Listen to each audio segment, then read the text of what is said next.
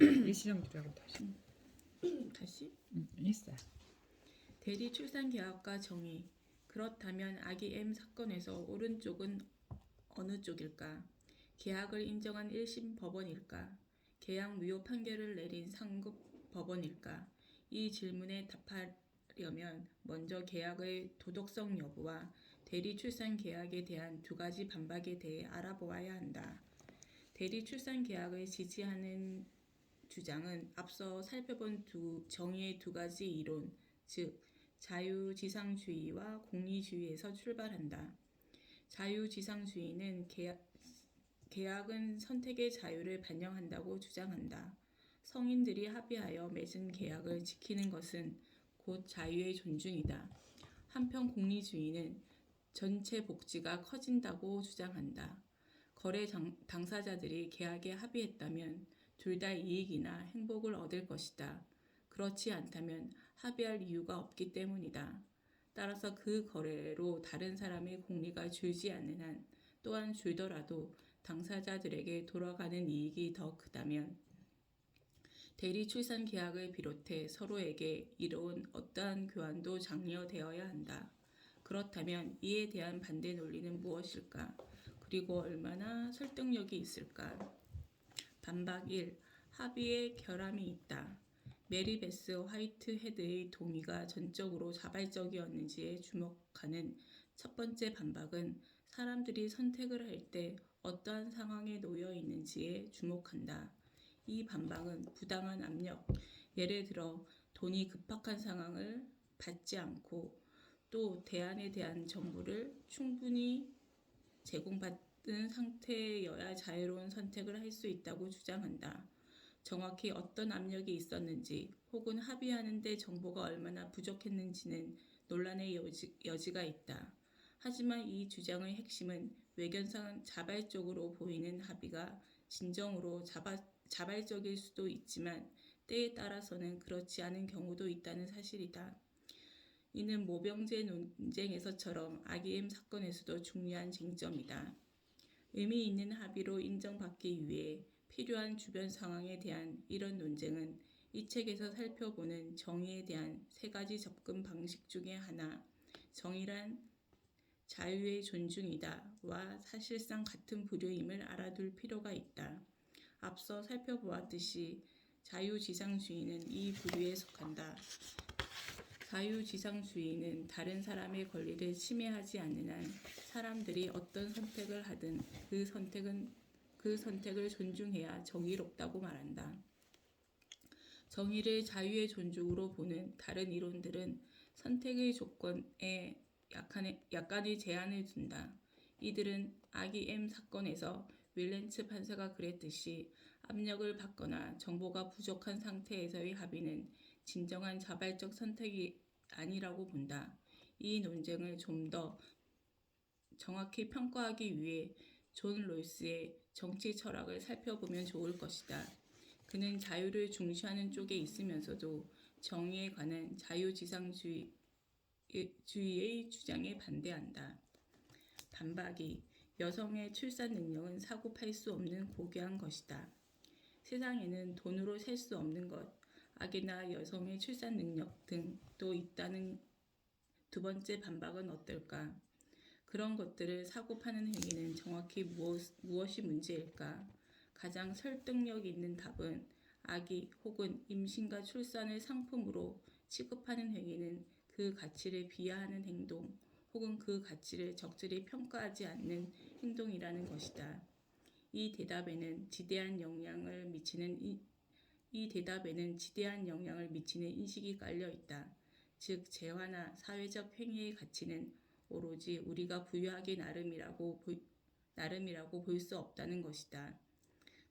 가치 부여 방식은 재화나 행위에 따라 다르다. 자동차나 토스터 같은 상품의 가치는 이를 사용함으로써 얻는 이익 혹은 이를 팔아서 얻는 이익으로 정해진다. 하지만 모든 것을 상품으로 취급해서는 안 된다. 예를 들어 인간을 단순히 사고 팔 수 있는 상품으로 취급하는 것은 옳지 않다. 인간은 존중받아야 하는 존재지 사용하는 물건이 아니기 때문이다. 존중 가치와 사용 가치는 가치를 부여하는 서로 다른 방식이다. 이 시대의 도덕 철학자인 엘리자베스 앤더슨은 대리 출산 논란에 이 논리를 적용했다. 그는 대리 출산 계약이 여성의 노동과 아기를 상품화함으로써 그 가치를 비하한다고 주장했다. 앤더슨이 말하는 비하는 어떤 대상을 그에 합당한 가치보다 낮은 가치를 부여하여 다룬다는 뜻이다. 우리는 어떤 대상의 가치를 실제보다 많이 또는 적게 부여하기도 하고 질적으로 더 높거나 낮게 부여하기도 한다. 누군가를 사랑하거나 존중한다는 것은 그 사람의 가치를 단순히 그를 이용했을 때의 가치보다 더 높이 평가하는 것이다. 상업적 대리 출산은 아기를 상품으로 비하한다. 그리고 아기를 사랑하고 보살펴야 할 인간으로 소중히 여기기보다 이익을 얻는 수단으로 이용한다. 또한 앤더슨은 상업적 대리 출산이야말로 여성에게 돈을 주며 임신한 아기와 관계를 끊도록 함으로써 여성의 몸을 물건을 찍어내는 공장으로 비하한다고 주장했다. 그 거래는 아기를 갖는 행위를 지배하는 부모의 본분이라는 규준을 일반적 상품 생산을 지배하는 경제적 규준으로 대체한다.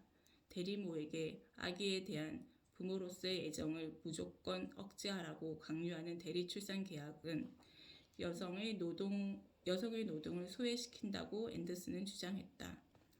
대리출산 계약에서 어머니는 아기와 모자 관계를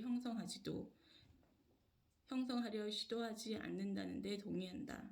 임신이라는 사회적 행위가 마땅히 지향해야 하는 목적인 아기와의 감정적 유대를 억지로 끊기 때문에 어머니의 노동은 소외된다. 앤더슨의 주장에서 핵심은 재화를 모두 같은 잣대로 평가해서는 안 된다는 것이다. 따라서 모든 재화의 가치를 이익의 수단이나 사용상의 효용만으로 평가해서는 안 된다. 만약 이 주장이 옳다면 세상에는 왜 돈으로 사서는 안 되는 것이 존재하는지도 설명할 수 있다. 이 주장은功利주의에도 반대한다. 정의가 단지 고통의 양으로 쾌락을 극대화하는 문제일 뿐이라면 모든 재화가 우리에게 주는 쾌락이나 고통을 통일된 잣대로 무게를 달면 그만이다. 벤담은 정확히 목적을 위해 공리라는 개념을 만들어냈다. 하지만 앤더슨은 모든 재화와 사회적 행위를 공리 혹은 돈으로 평가한다면 아기, 임신, 부모 역할처럼 더 높은 기준으로 평가해야 마땅한 재화 및 사회적 행위의 가치를 비하하게 된다고 주장한다. 하지만 더 높은 기준은 무엇이며 각각의 재화와 사회적 행위에 걸맞은 가치 평가 방법을 어떻게 알 수 있을까? 이 물음에 대한 한 가지 접근법은 사회에 대한 생각에서 출발한다.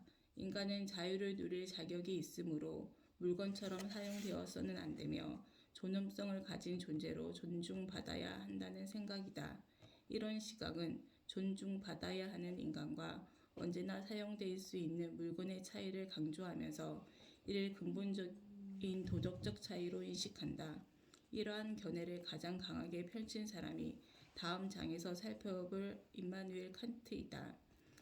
보다 높은 기준을 이해하는 또 하나의 접근법은 재화와 사회적 행위에 대한 올바른 평가는 그것이 추구하는 목적에 달렸다는 생각에서 출발한다. 앤더슨이 대리 출산에 반대하면서 임신이라는 사회적 행위가 마땅히 지향해야 하는 특정한 목적, 즉 어머니와 아기의 감정적 유대를 강조했다는 사실을 상기해보자. 어머니에게 그러한 유대를 맺지 말라고 요구하는 계약은 임신의 본래 목적에서 벗어나기에 가치 비하다. 이는 부모의 본분이라는 기준을 상업적 생산이라는 기준으로 대체한다. 어떤 사회적 행위의 기준을 찾으려 할 때 그 행위의 특수한 목적 혹은 목표부터 파악해야 한다는 생각은 정의에 관한 아리스토텔레스 이론의 핵심이다. 이에 관해서는 뒤에 나올 장에서 살펴볼 것이다. 이러한 도덕 및 정의에 관한 이론을 살펴보기 전에는 어떤 재화나 사회적 행위가 시장 원리에 따라도 좋은지 올바로 판단할 수 없다. 하지만 모병제 논쟁이 그랬듯이 대리 출산 논쟁 역시 문제의 핵심을 엿볼 수 있게 해준다.